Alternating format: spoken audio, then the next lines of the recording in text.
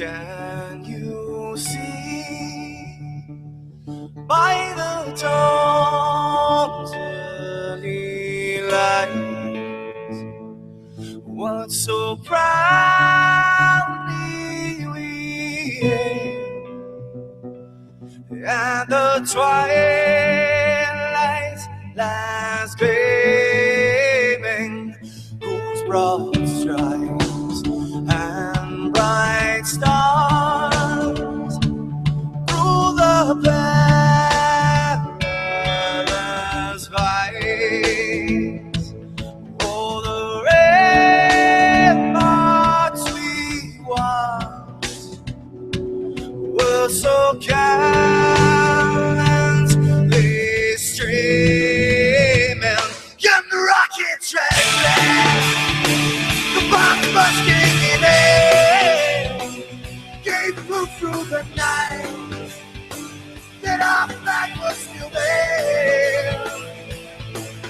Oh, say, does that star-spangled banner yet wave for the land under the frame, and the home of the brave.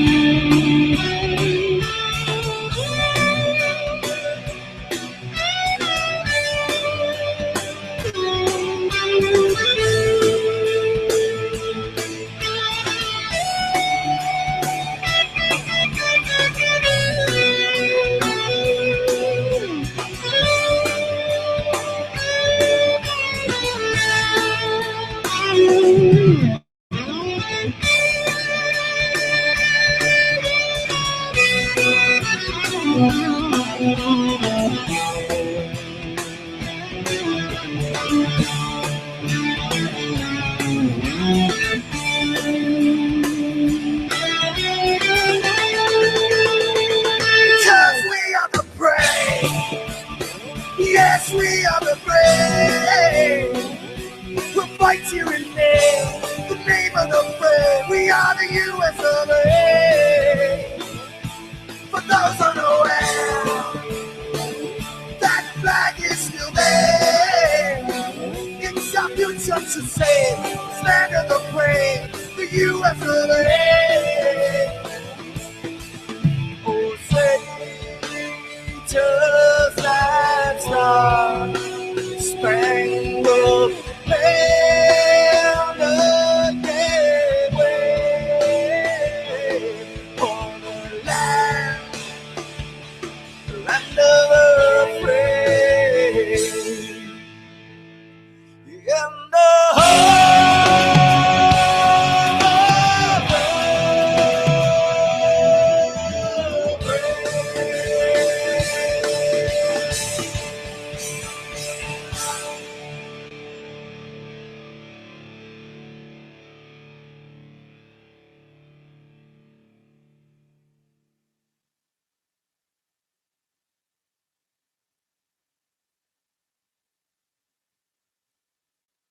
The trail of the 3rd Army and the 19th Tactical Air Command of the 8th Air Force is marked by more than 40,000 white crosses, 40,000 dead Americans.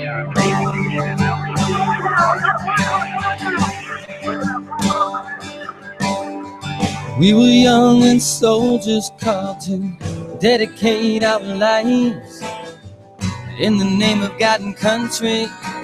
Do what's just, boys. Go do what's right. A hot band of brothers waiting on our chance to add one more page unto the victory dance. Here am I, Lord, send me, send me. Victory lies in the spirit of the lives of the men who died for me.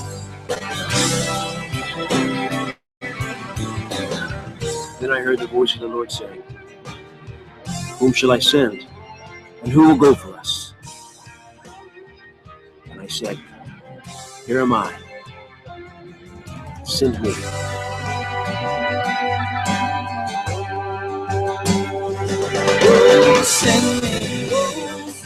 This is Michael Broderick, Marine Corps veteran, actor, and Gallant Few board member. You are listening to the New American Veteran on Vets on Media. Now here's Carl Monger. Hey, welcome to another episode of the New American Veteran. My name is Carl Monger, and I'm proud to be an American veteran. The New American Veteran is a broadcast of Gallant Few Inc., a 501c3 nonprofit. Our mission is to prevent veteran isolation by connecting new veterans with hometown veteran mentors, thereby facilitating a peaceful, successful transition from military service to a civilian life filled with hope and purpose. Our goal is to connect every new veteran with a hometown veteran mentor.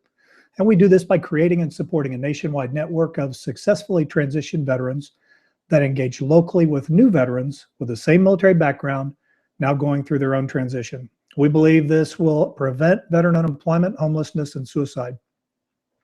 Today's episode is dedicated to Master Sergeant Raymond F. Boyden, Jr. Ray served in the United States Air Force, was a Russian linguist, voice intercept specialist in the 1960s, and tell me if that wasn't probably a hop in MOS to have at that time. Later, he became a small arms combat instructor and taught with the Federal Law Enforcement Training Center. When I knew him, he was serving in the middle of his 20 years as 1st Ranger Battalion's gunsmith. He authored many technical manuals, and there are a lot of bad guys no longer on this planet because of his service. Master Sergeant Raymond F. Boyden, Jr., rest in peace.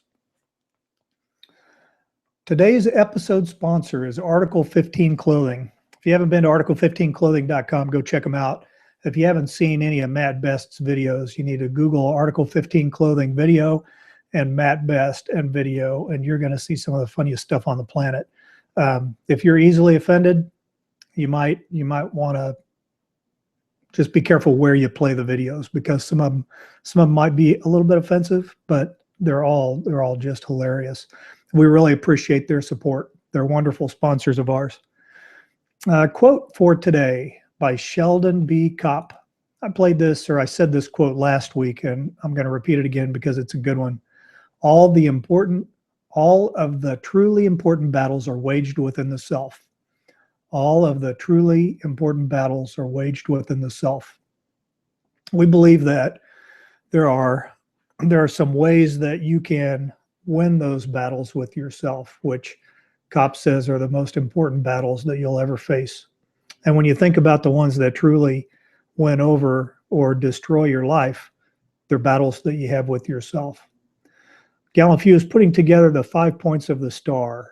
And our STAR program, STAR stands for self-training and response ability.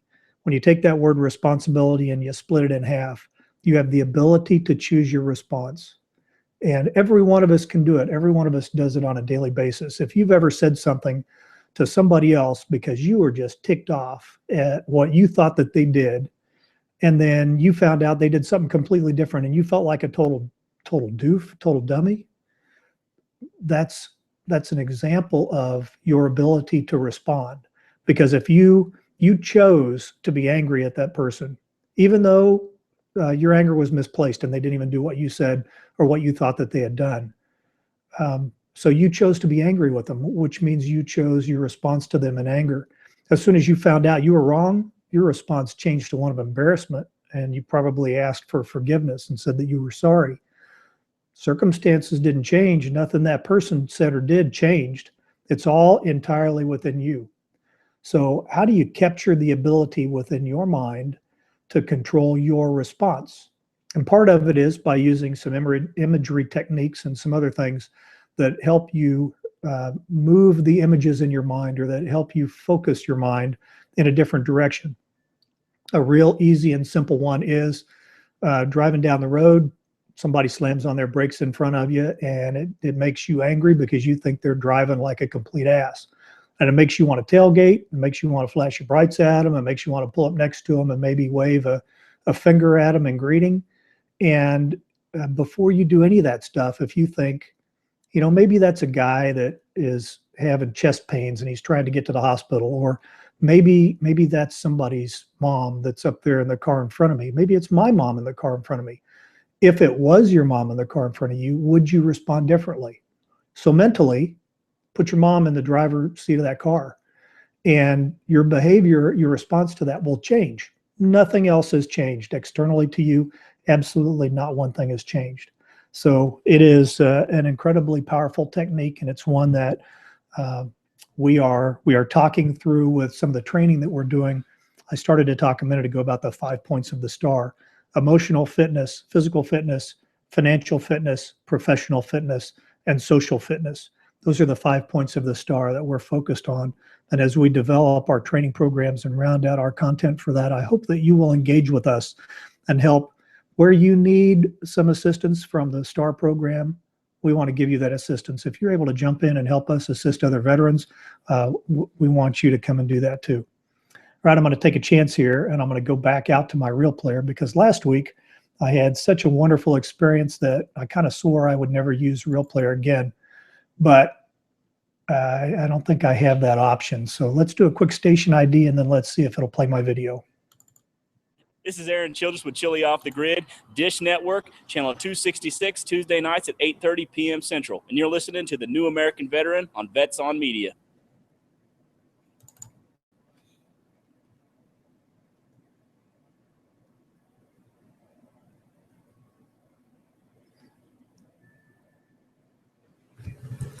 Good morning. My name is Tony Clark, and once again this year we'll be going back to Death Valley for the Badwater 135 Ultra Marathon. This will be my third year going. Got a good crew, got a new training plan. Real hopeful about this year's turnout or how I'll do. Hopefully my kidneys don't shut down again. But with all that being said, of course, we're going to raise some money this year for a veterans cause, and we are still fighting hard to try to combat some of this veteran suicide. As many of you know, they're saying right now the statistic is 22 veterans a day in the United States are committing suicide. So what we have done is started a website called 22for22.com. And the significance of it is we are going to try to raise $22,000 through my efforts at Badwater for 22for22.com. The stance that Gallant Few and the Descendants of Sparta is taking on this is that we can't combat every single veteran suicide, but hopefully we can get to the next one with the right amount of funding and the right amount of resources. On top of that, the founder, Carl Monger, has said that the first 40 people to pledge $22 to our cause, he will send you these Spartan Pledge dog tags, and it has the Spartan Pledge on the back side of it, and it comes in a set of 2, and you can't really see it here, but on the top they are numbered. So you and your battle buddy or whoever else you have, your fellow Marine, your fellow soldier, your fellow sailor, fellow airman, you guys can hold each other accountable by these. So with all that being said, I'll try to keep you guys updated on the training this year. I know my wife's she's gonna set some pictures up on Instagram, and again, 22for22.com, and we're going to try to raise $22,000 for 22 veterans a day. So thank you very much. Semper Fi, and God bless. I hope you didn't hear me clicking all over my keyboard there, making sure that our guest had the right link to come on, because I just realized I wasn't muted when I went to unmute myself. So I want to talk a minute about Tony Clark. This is the third year that he's taken on the Badwater Ultra Marathon, 135 miles in Death Valley in July, which is absolutely crazy if you think about it. Last year, the last time he ran it 2 years ago, his kidney shut down, almost killed him. And so he's been training, he's been very focused, and he is very, very driven to get our message of 22 veteran suicides a day being something that is absolutely unacceptable. And I think Tony said it in the video, we can't stop 22 suicides a day, but we can stop the next one. And as long as we keep focused on the message and we keep getting that out there, and battle buddies and ranger buddies and swim buddies are reaching out to the folks that they deployed with, and they're taking that Spartan pledge, then we're going to prevent the next veteran suicide. And as soon as we start doing that, and we already are doing that, but as soon as that goes grand scale across the veteran population, you're going to see that 22 number dwindle away really quickly. The statistics that I've seen, half of the veterans that are committing suicide are over the age of 50. And it's the young veterans that are mostly all over the social media, the talk groups, the things that are talking about the Spartan Pledge. So we need you guys to think about veterans that you know that are over 50, and we need to get re-engaged with them. We're talking about veterans that maybe were middle to low ranking during Desert Storm. Maybe somebody that served in the in-between years between Vietnam and all the little conflicts that came up between that and Desert Storm. Somebody in that time frame, they are just as much at risk as a veteran that left Afghanistan a month ago. So let's get the word out there. Let's make sure everybody knows about 22 for 22. Oh, and by the way, I think that we are now at 33 donors have already made that 22 challenge. Some of them, we've got a couple of $222 donations, we've got a couple of $44 donations, and we have some that are doing $22 a month for a year. Everybody that pledges 22 or more, they're going to get a set of those Spartan coins. And you saw those there when Tony was talking about it. This is the one that my best friend and I both carry. We have the same number. And let me show you where that number is again, just to make sure that you see it. It's on the end of that. If the camera focuses on it, you can see that guy right there. So 22for22.com, you'll find out more about that. All right, it is now my pleasure to welcome Chris Seidenkamp to the New American Veteran. Chris is the founder of the Phoenix Soldiers Foundation. And Chris, I hope I said your right name correctly. Welcome to the show. Thanks. Good to be here. My pleasure. Hey, I like that flag in the background there. Very nice. So that flag's got a special meaning. So. Tell me about it. A close friend of mine who's in the combat action group. He was recently shot in the arm, and so what my foundation does is we reach out to guys with their families like this, and we offer to bring them out to Arizona and put them up in a luxury home and take good care of them and cook for them and give them their spending money and just give them a way to kind of relax with their family. And that flag was actually given to me on the last day when he was here, and he wore that flag under his body armor during several combat missions and had it framed for me. So that, along with the knife, those are my two prized possessions back there. So that's awesome. I really like that. When you say you put them up like a king for a week or two, what are you sending them on vacation to Phoenix? Is that kind of the intent here? Yeah, I manage a bunch of luxury homes, so I have a lot of patriots that step up and donate their homes so that I can use them for the week, and they're like resort style swimming pools, flat screen TVs, you name it. We give them a car, take care of all their food. It's all expense paid, and it's just a way for me to show my gratitude that that their service doesn't go unnoticed, and that's my passion. So what got you connected with the community? What motivated you to start doing this? My grandfather was a World War II veteran, both grandfathers actually, and my background is driver training at the Bondurant School of Driving in Phoenix, and so we do a lot of training with the Army Special Forces, Navy SEALs, and I was lucky enough to work with a lot of those guys, and we've just become very close friends over the years. And seeing them work and seeing them in action and knowing just how they are, my respect just grew and grew and grew. And about 5 years ago, I just decided I was going to do something different and try to give back to these guys. And now I've got many of them are my good friends, and they've vetted me properly, and they know I'm doing it for the right reasons.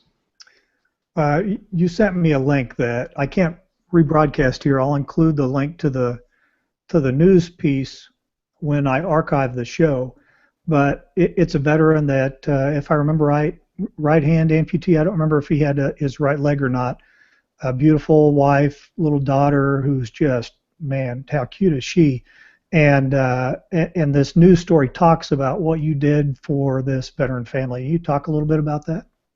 Yeah, that was, I'm going to do another one here soon, the next probably 60 days once we find a family. It's called Live Like a Millionaire for a Week. And when I originally did it, I was trying to find an amputee veteran to give a trip to. So I started reaching out to all these different people to try to find this family, and nobody wanted to share their contacts with me because they didn't know what reason I was doing it for, what the right reason was, and what was my motive basically in doing this. And so there's no motive. It's just this is what I want to do. This is my foundation. And finally, I got through to the amputee softball league down in Tucson, and he was able to send me Nate Lindsay, who the gentleman we're speaking about lost his right arm in combat in Iraq in '07.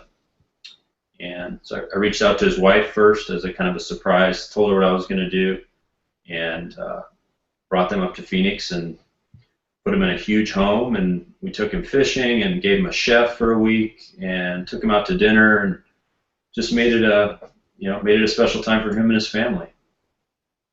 I like the part his wife and his daughter are sitting on the couch there, and the daughter's talking about all the things that she's going to get to do, and just the excitement on her face. That was a really cool thing to see.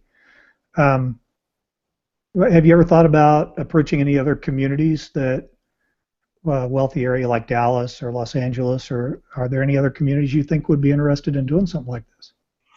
I would hope so. My goal is to try to do this as much as I can. A lot of it comes out of my pocket. We get a few donations, gift cards, that type thing. So it's a little difficult to get one put together, and it takes me a while. But once I get it done, I have everything that's I have a good group out here. So I wouldn't be opposed to reaching out and seeing who can help me. The hardest thing for me is getting the people to come my way so that I can help them, and so that they understand that I'm legitimate, the real thing. And do you have a donate link or a website or anything where if somebody wants to support you, they can go make a donation? I don't. That's the thing I'm most cautious with, especially with all the military foundations that are popping up and charities. The one thing I don't want is for people to send me money and then I wonder how much of that money, if I send $300, how much of that money is going to go to that family, or how much is Chris taking in his pocket? And Chris takes zero. This is totally from my heart. I don't charge administrative, nothing. All that money just goes right to the family. And the way I prefer to do it is have the people that donate send gift cards directly to the family. I have a wish list typically from the family, and then they can send a gift direct to the family so that there's a bond there. They know that it's going to that family, and then I post pictures on my website and that type of thing. So to answer your question, I don't have a donate link. I don't. So that's very commendable what you're doing. There aren't very many people that would do. There's like nobody that would do what you're doing. You said that you were having a hard time finding people to take advantage of this. Are you on an annual basis? How many veterans could you put through this, or I mean, what kind of? Who are you looking for? Because we can put the word out. We can probably find some candidates for this. How many can I do? That's a tough question. It's all based on what I can come up with monetarily. I'm finding it very difficult to get. I put it out on my Facebook, and people scroll through it, and they see that not a ton of people, I think, share that passion of wanting to help these people. It's just they look at it as another donation, or what does Chris want? When I started Gallant Few 5 years ago, the first year we had like $300 in donations until the last day of the year, and then a Ranger family I'd helped their son. They made a $10,000 donation. Otherwise, we might have died off at that point and never got to the point where we are. But I put out on my Facebook page, and I've got a couple thousand followers, and I said, hey, if 1,000 of you give me $10, then we got $10,000 we can start doing some things with. And I got nothing, and I was astounded at how that did not immediately turn into something that would be useful. It's difficult just for people to make that, even to go online and click someplace and make that donation. So I've just been very grateful for the people that do donate these homes, and then between my wife and I and people from our work and that type of thing, we'll get gift cards and everything, and we just we piecemeal it together as best we can. And the last one probably cost me $3,000 out of my own pocket. So I can't do a ton of these, one or two a year, just depending, until I get the word out and people want to step up and say, the main problem is I get people who want to donate. Well, are you a 501?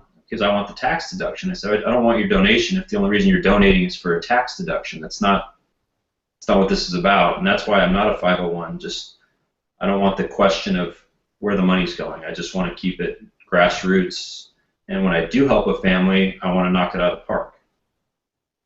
How did you meet Chris Bemis? Bemis is the one that introduced us. I reached, I have a lot of military friends on Facebook, and I was following him, and I'd send him a link to my website a month or so back. Said, hey, if you ever need any help, grocery shopping, whatever, I'll come help you out, drive you, whatever you need to do, just as a friend, no problem. And he said, thank you, I'll keep you in mind. And then the other night, we were going to give some rides and some race cars, which is my background. And I texted him I messaged him on Facebook, said, hey, if you're interested, come on out, I'll take you around the racetrack in a NASCAR race car. And he got right back. And he said no, right? He said, yeah, he was all smiles. So that's the whole point. And when he got there with his friend Brian, as I'm sure you know Brian, they were pretty blown away. It was a chance for them to bond a little bit, and they had a blast and brought a smile to his face. And that's when you hear somebody say that, you really made me have a good day. That's the reason I do this. That's the whole reason. And great. Cost us a little bit of money, but it's awesome, and we're going to do it again. And I reached out to him this morning. I said, send me your guys. Anybody with PTSD, they're considering suicide, send them to the track. We'll give them a good day. I've got somebody in mind that we need to talk to about that. Tell me about the car that you're working on. It's a good story. Gentleman that I met, Special Forces, he was at Bondurant and taking a course, and I was helping my friend Chris, who works down there, and so we linked up with this guy about 2 years ago now, and we were just talking at the school, and he was telling me about this car that he had, and then it just turned into text messages of photos of his car and what he wanted to do with it and his passion about driving, so on and so forth. And I just had an idea that after spent a week with this guy and talking to him a ton, called him up, said, hey, we're going to come pick up your car in North Carolina. I'm going to send a truck for it, and we're going to finish it, get the build done for you. And that's how it started. And he said, well, before you do that, he said, why don't you come down to North Carolina and stay with me for a little bit and see the car, and we can meet and hang out a little bit more. So I flew down with my friend Chris, who helps me with the rides and NASCAR rides, and he took us to the indoor skydiving and showed us his way of what he does. And then we flew back to Phoenix, met the car here, and we've been trying to raise the money to get the build finished for about a year now. So that's a big project. And where are you on money raised? What do you need? What's the goal? The goal right now is we've got everything we need except for the engine, which is about $8,500, and I've got all the labor's been donated. So we've had the roll cage installed. So that's the main thing is the engine, and we're slowly trying to raise money for that. I did an 8-mile swim about 4 or 5 months ago. I raised $600 for that. So that went towards the motor. So that's the kind of stuff I'm doing to try to make a little bit of money to get this thing done. Well, I'll make sure and share your website too, and thanks for everything that you're doing, because if everybody out there, if 1% of the U.S. population would decide to start doing what you're doing, we'd see the 22 veteran suicides go away tonight, because there'd be no reason for them to kill themselves, because they would have the acceptance and the support and the appreciation that they need. So thanks for doing that. That means a lot coming from a Ranger. I highly respect that. Thank you from my heart. Wearing a Raider Project shirt today. I gotta. All right. Give them props to the Raiders today. There you go. Yeah. No, please go ahead. I just appreciate you bringing me on and help me spread the word, and I've got some good references in the SOF community out there that have seen me in action. So the most important thing to me is my reputation, 100%. So don't want to tarnish that. It means a lot to me. I heard that the first Saturday in May there's going to be a little get-together at Corey Remsburg's place there. They usually do a first Saturday Ranger breakfast, and I think they're going to try and do something at his place. So if my schedule works out, I'm going to pop out there. Hopefully I'll get a chance to meet you while I'm there. Absolutely. And you got a place to stay when you come out here. I'll put you up in a luxury condo. You just... I appreciate that. I think Corey said he'd find a corner for me in his brand new house, which I don't know if I can beat that. All right. Well, thanks for coming on the show again. Thank you for everything that you're doing. I really appreciate it. Thank you, sir. I appreciate it. You have a nice afternoon. All right. Take care. All right. Bye now. Let's switch gears over here and see what... let me see if I can mute. There we go. And one of the bad parts of growing old again is the inability to be able to see what it is that you're looking at. We've done the last 3 broadcasts. We have featured some job interview questions, and today we're going to do number 4.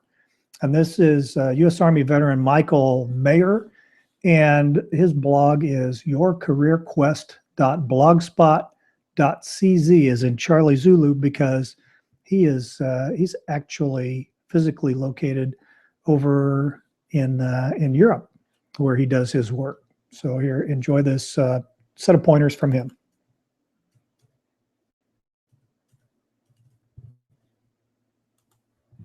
How critical is it to fill this position?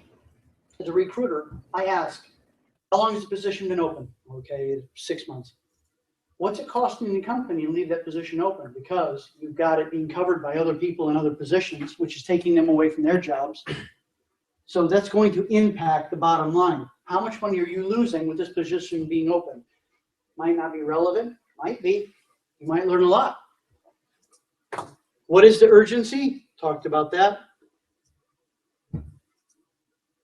If successful, if I'm selected for this position, where can this job lead to? Where can I see myself in 3 to 5 years? Very important question, career progression. You know, I think there's somebody to fill every position. There might be a company that says, yes, if someone takes this position, they do a good job, they could become the manager of the team later on, they could become the manager of the division. Okay, great. Some people want that. Another job might be, well, to be honest, the last person in this position died a month ago. He was in a position for 40 years. Never promoted. We never had to look for anyone before, but he was there for whatever, however long. Well, this might not be a bad thing. What if you're the kind of person who just wants a stable job? Maybe you don't want to climb the corporate ladder. Not every lawyer wants to be the managing partner. Not every salesperson wants to be the vice president of sales. Not every receptionist wants to be the office manager. Some people just want a good job. So you got to determine, though, and you got to do it by asking questions.